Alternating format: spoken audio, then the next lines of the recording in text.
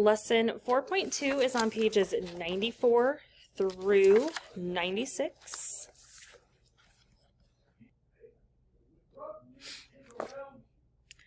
Our new skill for this lesson is sorting data.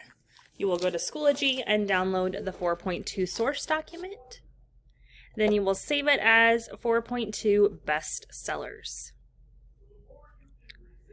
Step 3, we're going to select cells B4 through B12. And in our Home tab in the Editing group, you want to go to the Sort and Filter drop-down menu and select Sort A to Z. From the Sort Warning dialog box, choose Expand the Selection and then click Sort. Then you will save your document and submit on Schoology.